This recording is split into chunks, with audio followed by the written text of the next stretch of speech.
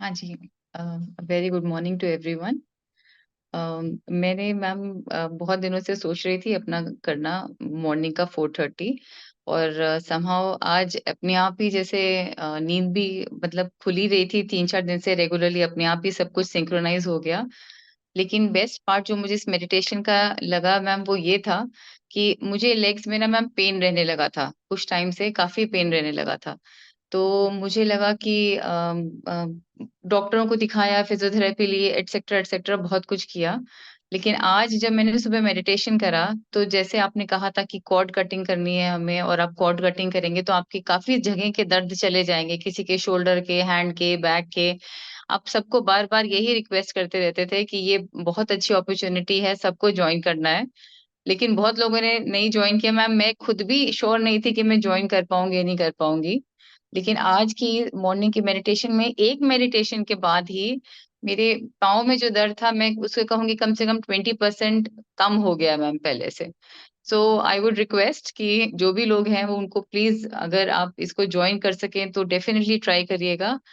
This is I guess once in a lifetime opportunity.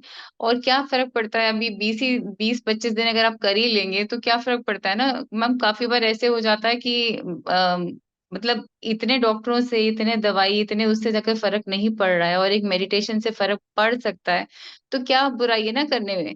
आप फिर से कंटिन्यू करिए ना, फिर से जनवरी में फिर से डॉक्टरों के पास जाना शुरू करिए। और मुझे लगता है कि आप सबको इससे रिलीफ़ पक्का-पक्का मिलेगा। It is really a very good opportunity and I just listened to my heart and of course ma'am की ब्लेसिंग्स तो सदा रहती हैं साथ।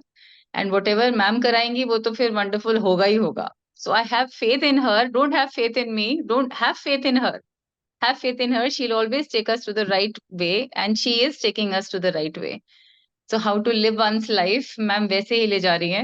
मैंने बहुत सारे कोर्सेज किए हैं, छोटे-छोटे इधर-उधर, इधर-उधर।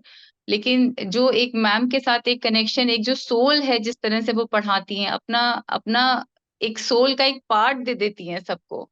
जैसे समहाउ ना जैसे एक बहुत एक अलग ही कनेक्शन बन जाता है मैम के साथ ना कि वो मतलब आप you have faith, blind faith जैसे कि बस जहाँ ले जा रही है ले चलो।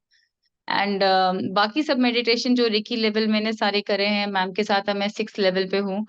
और उस समय पे मुझे बहुत अलग ही फीलिंग आती है, जैसे दिन में भी कभी मैं अगर आँख बंद करके रखती हूँ तो सारी बॉडी एनर्जाइज़्ड फील होती है। तो ये सब मैम की वजह से ही हो पाया है। लेकिन मैं फिर भी रिक्वेस्ट करूँगी ये प्लीज़ मॉर्निंग वाली मेडिटेशन आप लोग सब जॉइन करें। It's a very good opportunity. Thank you so much ma'am. Thank you. Divine blessings. सच में मैम, आपने कोशिश की, एक प्रयास किया। डिवाइन ब्लेसिंग्स हैं आपके साथ। मैं कहूँगी लकी हो आप। आपने वो आपने बताया कि आपने 3-4 दिन से चल रहा था, बैक ऑफ माइंड चल रहा था, कोशिश कर रही थी। और मैं देख के हैरान हो गई कि मैम बैठी है।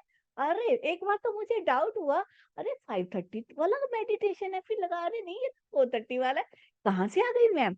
और इतना बढ़िया लगा मुझे। अब एक बार से मैंने थैंक्स किया डिवाइन का कि चलो आपने ब्लेस तो किया, है ना? इसमें क्या है, मैं एक चीज़ बताना चाहूँगी, मैं फिर से वो कहती हूँ, मैं एक ऑर्डिनरी सा पर्सन, एक मामूली सा इंसान, डिवाइन ने मेरे को चूज़ किया, कोशिश करती हूँ उस पे पूरा उतरने की। और डेली ये वो भी करती हूँ कि मैं पूरा उस पे पूरा उतर पाऊँ। जितना डिवाइन ने मेरे से चाहा है, मैं उसमें कोई कमी ना छोड़ दूँ, कर पाऊँ। एक प्रयास करती हूँ। पता नहीं आप लोगों को पता होगा मैं कितनी सफल हो पाती हूँ या नहीं हो पाती। दूसरी बात, अगर हम नेचर के नियमों के अकॉर्डिंगली चलते हैं, तो हमारे दुख दर्द दूर होते हैं। मॉर्निंग में इस समय जिस समय हम 4:30 मेडिटेशन करते हैं, हम लोग सब समझते हैं अरे बड़ी अर्ली है। अर्ली नहीं है, that is the perfect time to do meditation. क्या उस समय सन की जो सूर्य उदय हो रहे होते हैं, उनकी जो रेज होती हैं, वो ऐसे एंगल पे होती हैं, अगर उस समय हम मेडिटेशन करते हैं तो वंडर्स होते हैं, बहुत बढ़िया हमें इफेक्ट मिलते हैं। तो वो टाइम हम चूज कर लें। शुरू में डिफिकल्टी आती है, उसके बाद में जब अपना बॉडी ठीक होने लग जाता है तो खुद ब खुद इंसान वो उसको कंटिन्यू मतलब रेगुलर चलता है।